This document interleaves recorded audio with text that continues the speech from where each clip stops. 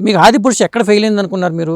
మీకు ఇంకొక నిజం చెప్పాలి, ఎక్కడ చెప్పట్లేదు. నిన్న సుబ్బారావు గారు చెప్పించేశారు. అతను స్ట్రైట్ అవే క్వశ్చన్ అడిగేశారు. యాక్చువల్గా ఆదిపురుష్ నాకు కొంత పార్ట్ వచ్చింది. నేను 1 month తర్వాత చేసి కొన్ని రీజన్స్ బ్యాక్ ఇచ్చానండి. వర్క్ నా వల్ల కాదు, ఇది నాకు అర్థమైందండి. నాకు ఇదివరకు కొద్దిగా బ్యాడ్ ఎక్స్పీరియన్సెస్ తెలుగు ఫిల్మ్ ఇండస్ట్రీలో జరిగిందండి. నాకు తెలియదు ఇక్కడ ఇండస్ట్రీ. ముంబై నుంచి వచ్చిన తర్వాత బిజినెస్ పెట్టాను. కొన్ని బ్యాడ్ ప్రాజెక్ట్స్ అని కాదు, ఒక టైం నడిచింది, ఒక ఎక్స్పీరియన్స్ వచ్చింది. ఏ ప్రాజెక్ట్ అయితే బెటర్, ఏ ప్రాజెక్ట్ అయితే నాకు ఆదిపురుష్ ఎక్కడో మనం చెప్పడం బెటర్ ఏమో అనిపించింది బిజినెస్ పాయింట్ ఆఫ్ వ్యూ.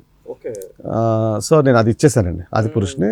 ఎందుకు అన్నది అగైన్ నేను అది చెప్పలేను, కానీ ఏదైనా డైరెక్టర్ విజన్ ఇవన్నీ చెప్పాను కదా, నేను కాంబినేషన్ అంతా సెట్ అవ్వాలండి. వాళ్ళకి ముందు ప్లాన్ డిజైనే చేసుకోవాలండి ముందు. ఏంటి సార్ ఈ మోషన్ క్యాప్చర్ అంటే ఏంటి? ఇది సీజీలోనే భాగమేనా? సీజీలో పార్టే. అంటే అప్పుడు వాళ్ళు ఉన్న టెక్నాలజీ మోషన్ క్యాప్చర్ షూట్ చేసుకుంటారండి. ఇప్పుడు అవి కూడా మారిపోయండి. ఇప్పుడు అసలు యాక్చువల్గా మీరు ఇప్పుడు ఇలా ఏ రకంగా యాక్ట్ చేసినా, నేను జస్ట్ మీ కెమెరాతో షూట్ చేసినా కూడా ఇదే యాక్షన్ నేను ఇంకో 3D క్యారెక్టర్కి అసైన్ చేయగలను.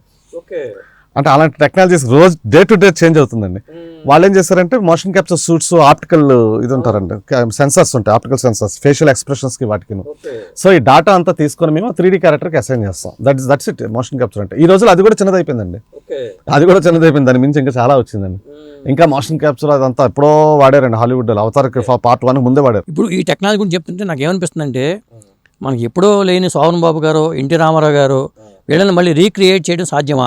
ఇప్పుడు జరుగుతున్నాయి కదా హాలీవుడ్ లో కూడా కొన్ని ఎక్స్పెరిమెంట్స్ ఇవన్నీ జరుగుతున్నాయి. కానీ ఏదైనా ప్రాణం అది అంటారు కదా, అది ఒరిజినల్ దేహమే.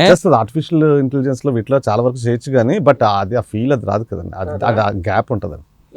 అలాగే యాజ్ ఇట్ ఈస్ గా అసలు కంప్లీట్ నటన కూడా చాలా ఉండాలి కదా. నటన ఎక్కడ తీసుకొస్తాం మనం?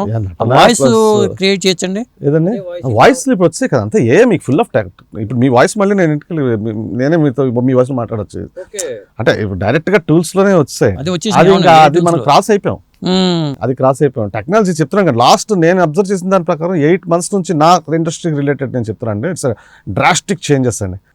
నేను 6 months నుంచి కూర్చున్నానండి బీస్ట్ బెల్స్ కంపెనీ కోసం. ఎలా ఇంటిగ్రేట్ చేద్దాం, ఏది ఇంటిగ్రేట్ చేద్దాం, ఎక్కడ తగ్గిద్దాం, ఎక్కడ పెంచుదాం, హై రీసెర్చ్. అంటే నాకు వర్చువల్ స్టూడియో చూడడానికి ప్యారిస్ వరకు వెళ్ళిపోయి నేను అంతలా రీసెర్చ్ చేసుకొచ్చానంటే ఎలా చేద్దాం ఈ కంపెనీని. ఇది ఒక ఫ్యూచర్ స్టూడియో అవ్వాలి, నాట్ ఎ రెగ్యులర్ స్టూడియో. ఇంకా అయిపోయింది, ఏదో ఒక ఫ్యూచర్ స్టూడియోలాగా ఉండాలి అన్నట్టుగానే వచ్చానండి. ఎందుకంటే ఈ రోజు కూడా మీరు చూస్తున్నారు హాలీవుడ్ అంతా ఇంత హాల్లోనే షూటింగ్ చేస్తున్నారండి సినిమా మొత్తం. అంతే కదా, ఆ ట్రెండ్ ఇప్పుడు నెక్స్ట్ టెక్నాలజీ సపోర్ట్ చేసిందంటే వచ్చేస్తుందండి. ఇప్పటికీ చాలా వరకు వస్తుంది.